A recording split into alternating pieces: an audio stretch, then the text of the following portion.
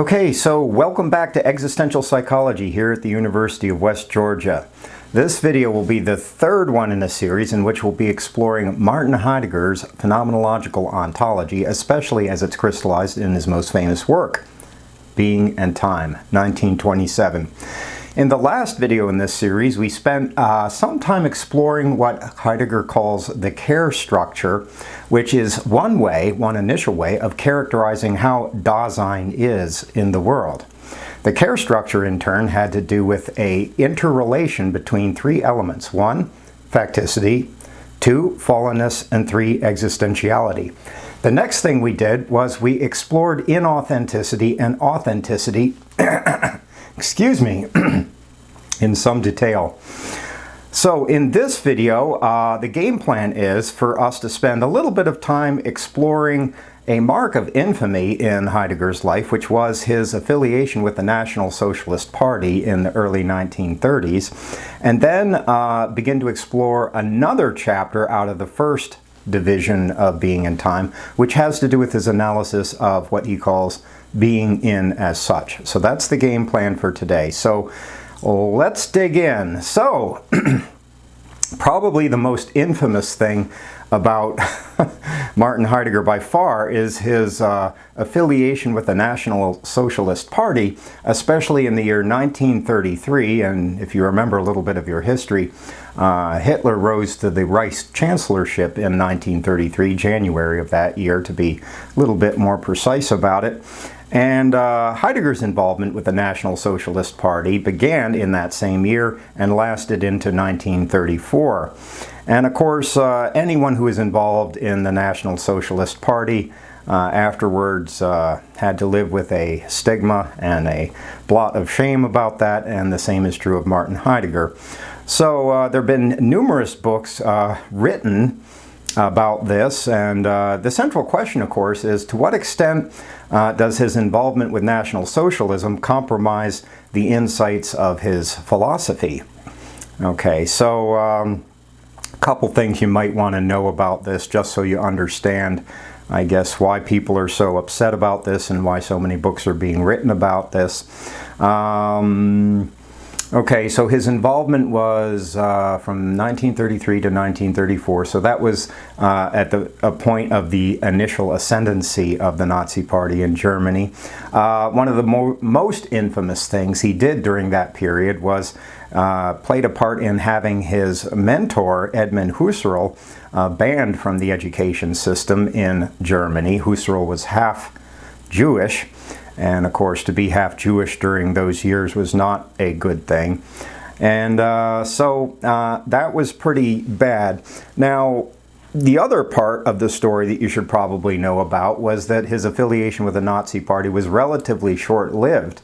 Okay, so the Nazi Party, from the point of its ascendancy in January 1933 to its dissolution in 1945, lasted a little bit over 12 years. So he was involved in that for about a year to a year and a half, somewhere in that range.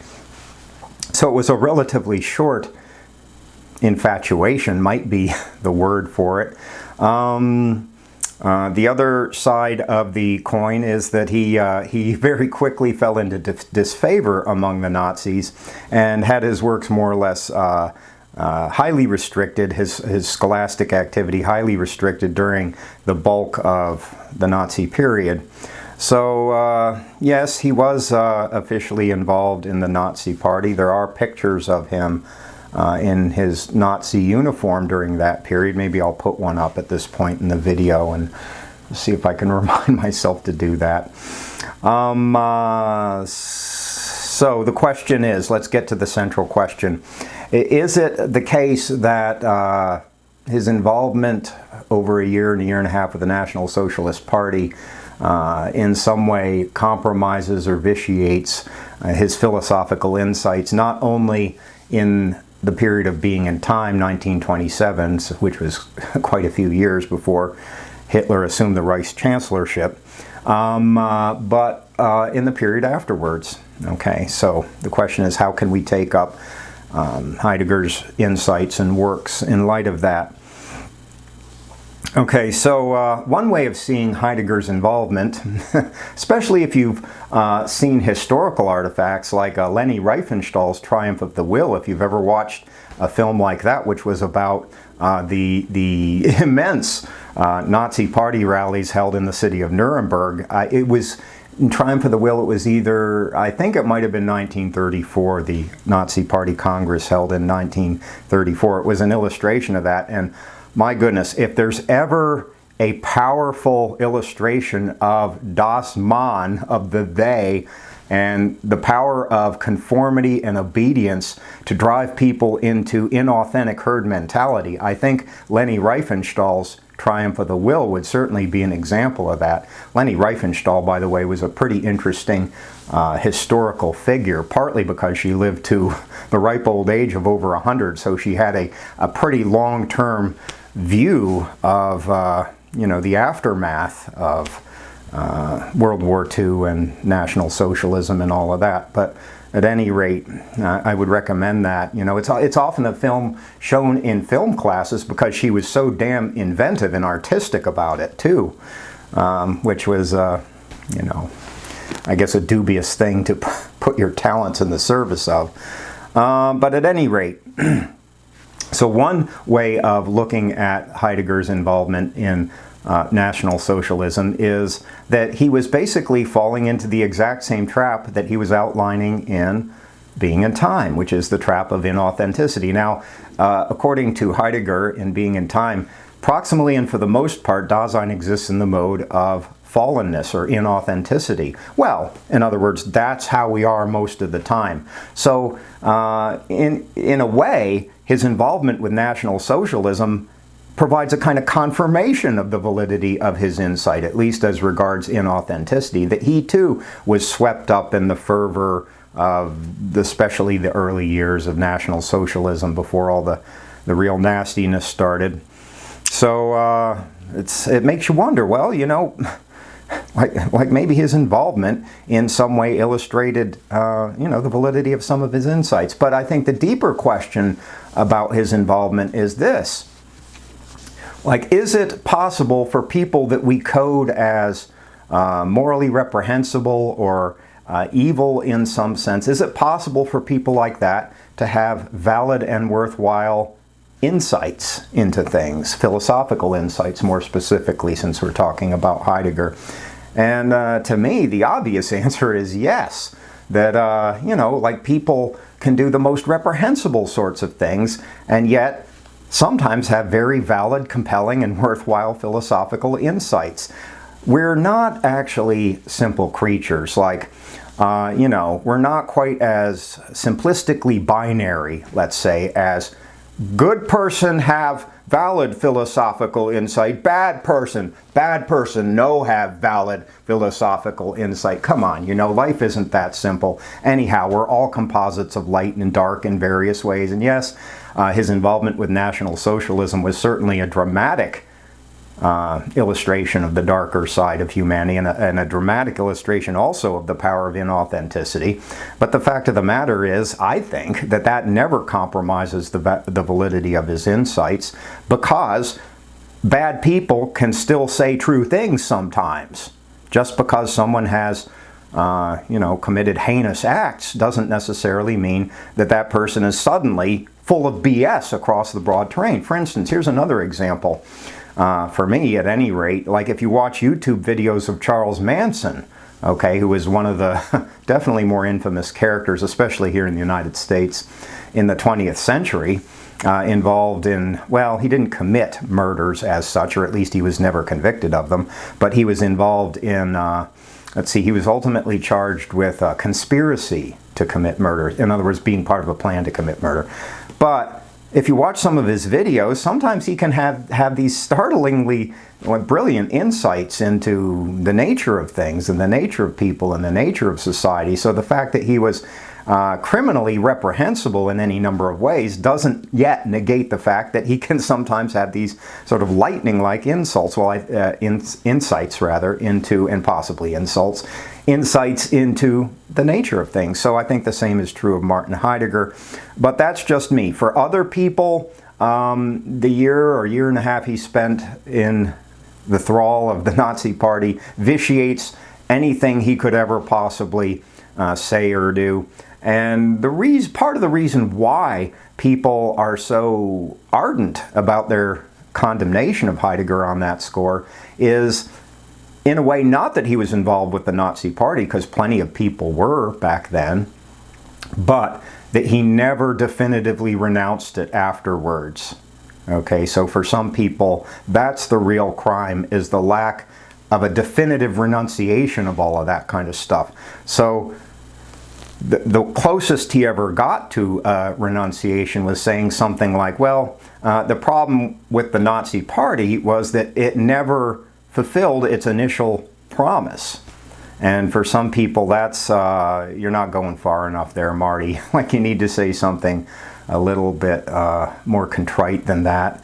And he refused to, you know, so and there's something exculpatory probably about what his take on it. Well, it never failed to fulfill its initial promise, and the exculpatory subtext of that is that, well, you know, I was really in favor of something positive, and what happened to the Nazi Party was it never fulfilled it and got deflected away into these other destructive things. So, you know, I'm not quite as much to blame as you would think. But how you take this up is probably a very personal thing. For me, it never vitiates the power or vitality of his insights, because my own take on it is that morally reprehensible people are still capable of saying important, you know, powerful things and true things. But that's just me. And if you sort of apply to, you know, ascribe to the other logic, then you know, you're within your rights to do that. Okay, so you should know that that's part of the big hubbub about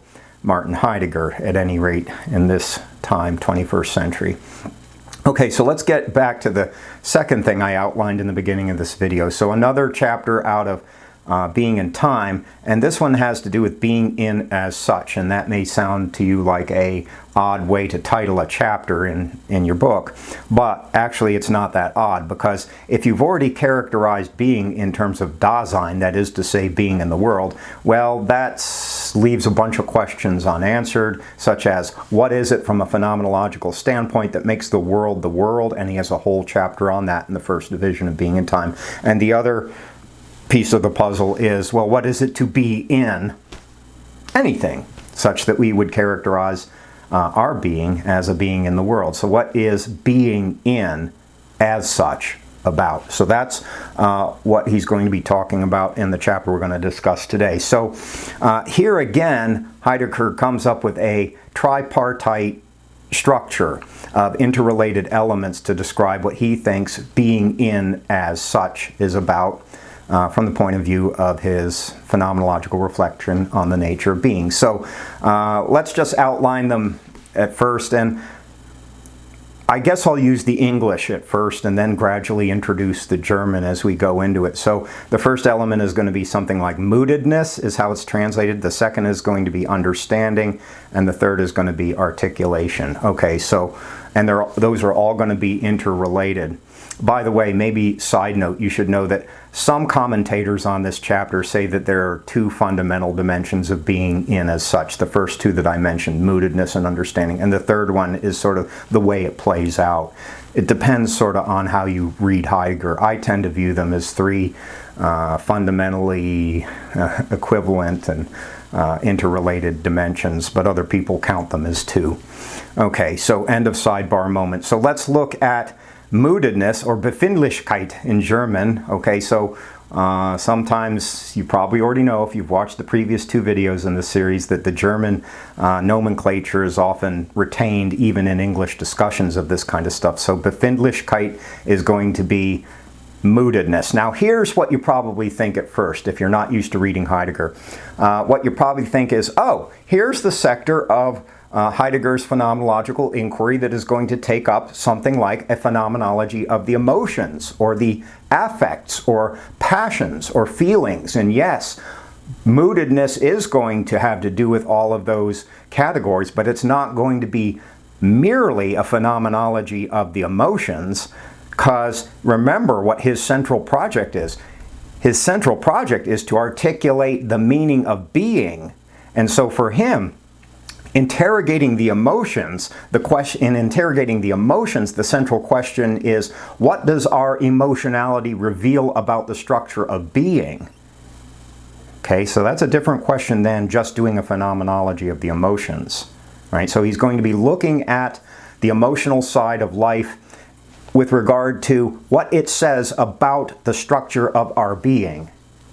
Okay, so I just said the same thing twice in a row, but it's a little bit of a trick. Incidentally, these other two categories are going to have the same kind of trick, so it's important you get it down now. So let me say it a third time then, since it's important to get it down now. The question is not what are the emotions, but rather what do the emotions reveal about the nature of our existence, the nature of our being. Okay, so he characterizes moodedness, or our emotions, in terms of well, the German word is Stimmung, which means attunement. Okay, so what the emotions reveal about the nature of our being is that we're in the world in terms of an ongoing attunement and reattunement to the world. And that's what the emotions reveal about the nature of our being. The structure of our being has to do with an ongoing attunement to things.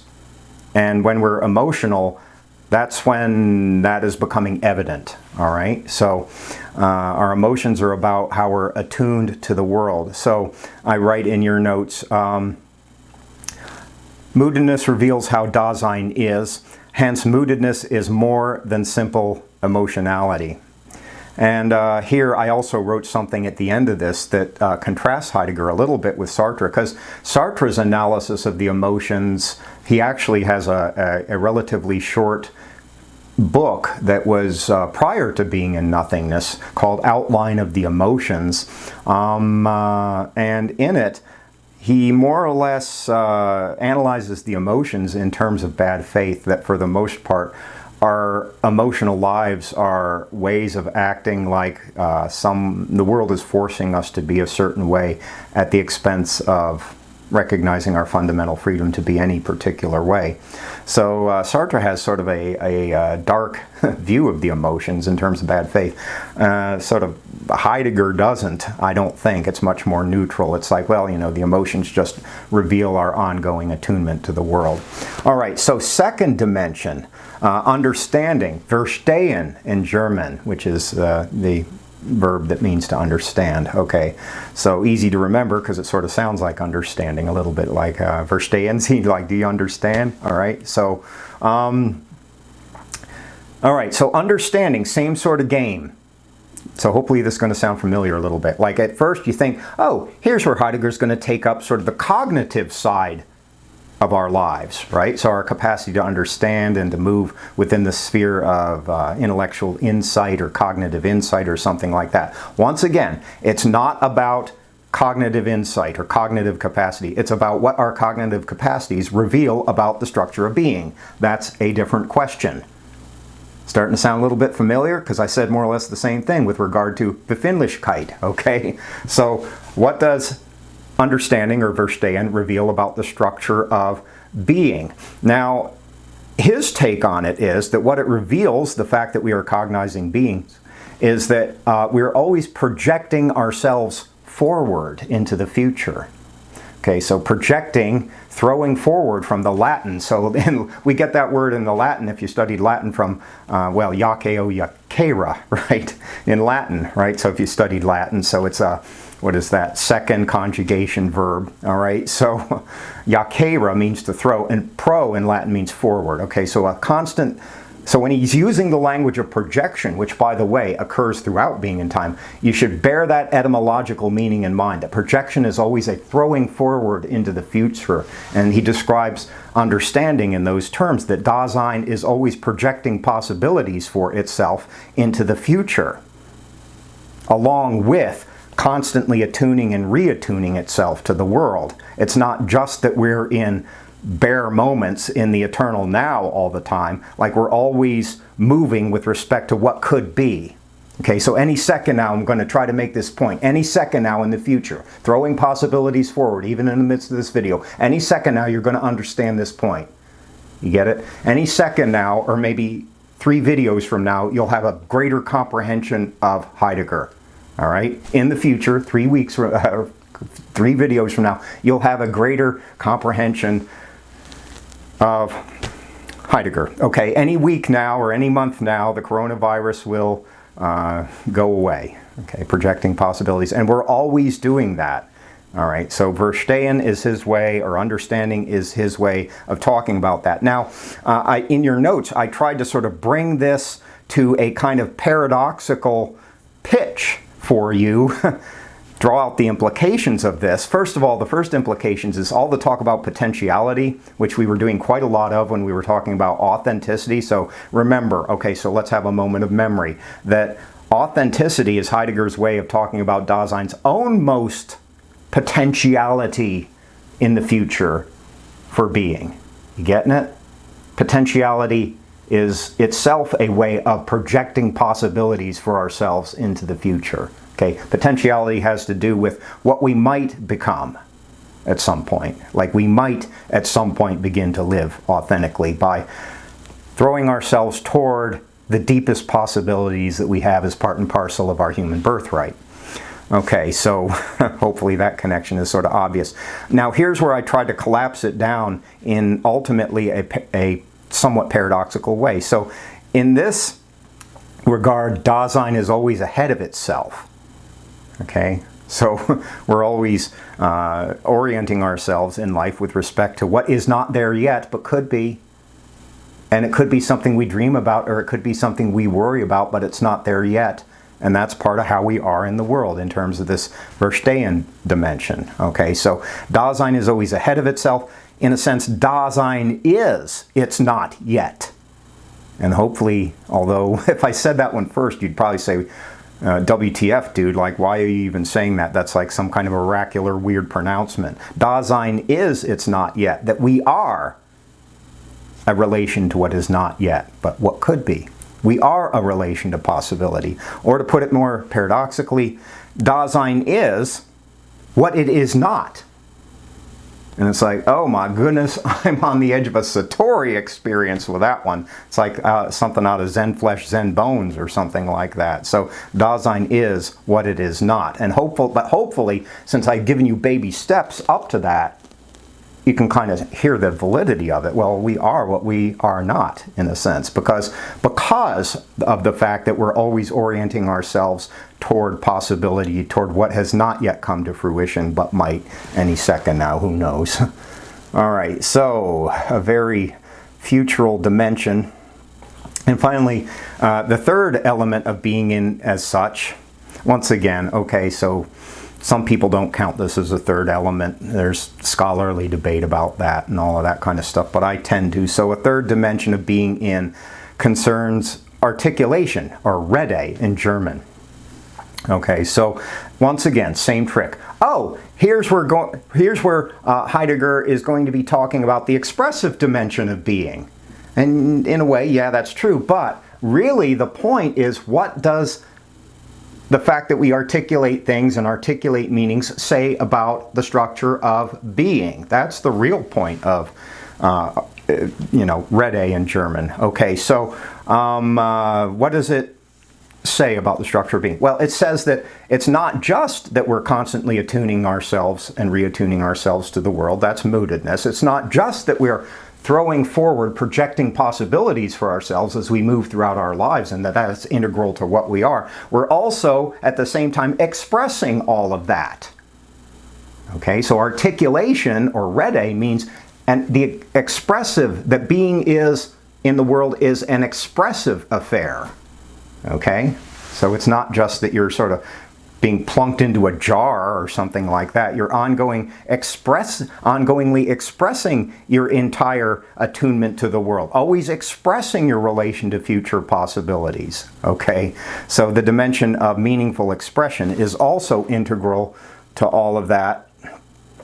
Okay, so Let's see, make sure I'm tracking with your notes. I gave you a bunch of examples, like so that you can tune in to how expressive you really, like our bodies are full of expression. You know, the linguistic side is just one narrow sector of how expressive we really are. Like our body, like you see my hands moving all the time, and I'm sitting up in my chair, and my facial expressions and all of that. Well, that's part of how we are expressive in our being too, but also the clothes that we wear, you know, the kind of houses we live in, the kind of jobs we have are always expressing our relation to the world. Even relatively trivial things like brushing your teeth every morning is an expressive event from a certain point of view. Expresses your relation to certain cultural values, for instance, those having to do with hygiene and physical attractiveness and stuff like that. Okay, so even something that seems as you know, trivial as brushing your teeth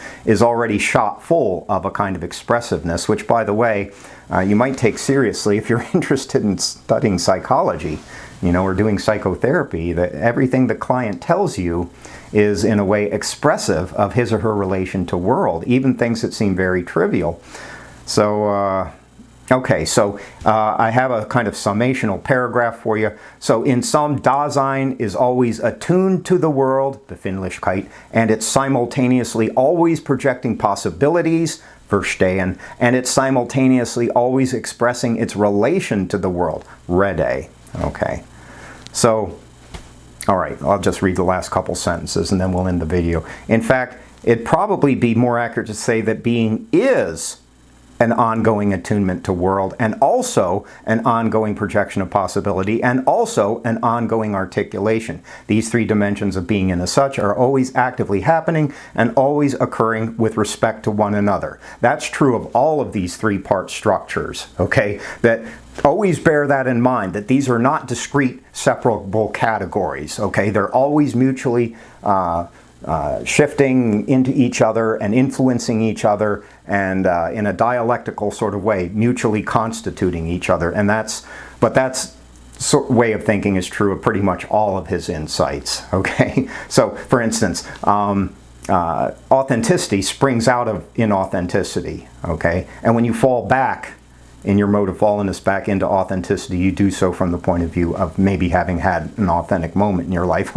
Let us pray for that. All right, so okay, so that's the third video in the series. So a little bit on Heidegger's National Socialist involvement, which has become a mark of some infamy, especially in the, when did people start writing books on this? I think in the 1990s, so it took a bunch of decades before people got fascinated. Probably it maps onto the political correctness era too, in some sense. And then we talked about three different dimensions of being in as such. So Befindlichkeit, Verstehen, and Rede, all interwoven with each other. In the next video, we're going to be looking at, I think, one of the most powerful elements of being in time, and it's going to have to do with death. Okay, so you can look forward to a conversation about death. All right, have a great day. Take care.